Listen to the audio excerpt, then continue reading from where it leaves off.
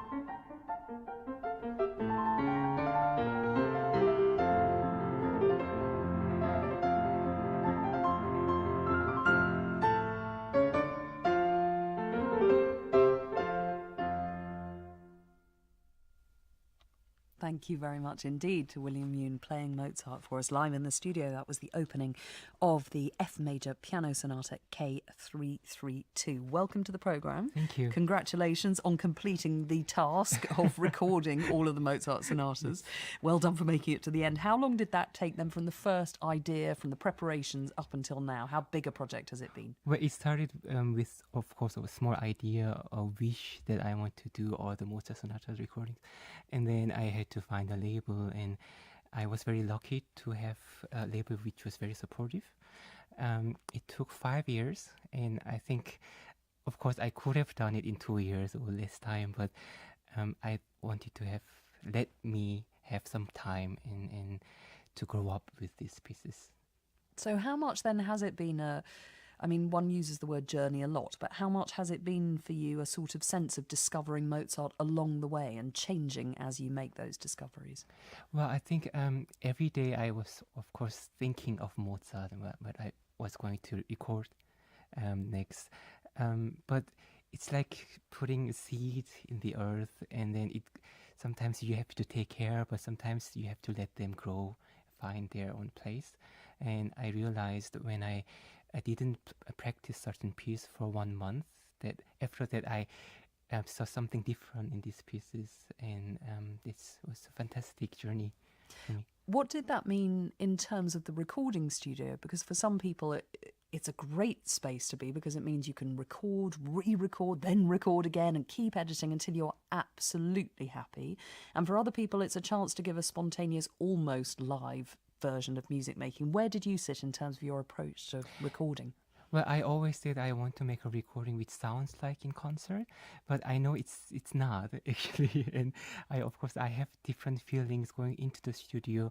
I want to leave something that is so definite for the time that I want to say these things, and you can do that in studio. And in concert, there's lots of things that make influence in my this work. I try to not to edit so much, because I think the flow is the most important thing in Mozart music, and just let it kind of inspire the moment, let me inspired, and I like being in the studio because I like this atmosphere, and that I'm doing something that's going to last. And I mean, in terms then of playing Mozart, it's interesting you talk about wanting to let the flaws, those moments where it's sort of imperfect, shine a bit. Even saying that about Mozart is for some people sacrilege, because it's meant to be sort of diamond, pristine, clear and precise and perfect. And I know you've said before that you want to play Mozart in a way that can be sensed and felt. Is that a risk, in a way, to take a very emotional kind of approach to Mozart? Yes, I think that's the difficult thing in playing Mozart, and why everyone has sort of doesn't want to play them in concerts, because I think when a composer was spontaneous, it was really Mozart, and we know that he composed a piece in 1 day, or it's just full of ideas, but it's put in a way that it's almost perfect as it is. And I always feel going on stage with Mozart, I have to be telling a story, because it's already written, it's perfect as it is, but I have to let also myself involved in this story, and I have to go through this story as well. Now, I know you're Korean, you studied in Korea and in the States, and you've been, for I think almost the past 10 years, 9 years or so, based in Munich, which is your new sort of adopted hometown. Why did you move there in the first place, and does it feel like home now? Well, I've gone a long way because of the piano. I think I went to the States because I met a teacher who wanted to take me to Boston and teach, and I came to Germany first because I wanted to be in Europe, in a place where I think all these great composers lived. And I remember being in Vienna for the first time and seeing the Beethoven's grave, and it still gives me goosebumps to see that this composer actually existed and it's not a phantom. What are you going to play next for us? I'm going to play the second movement of the second sonata of Mozart, This is written. This is the only slow movement written in minor key, and I think it's when Mozart writes something in minor, it's really special. Thank you very much indeed. We'll hear it now. My guest is William Youn, who's just finished recording his complete survey of the Mozart piano sonatas, and he's playing for us now.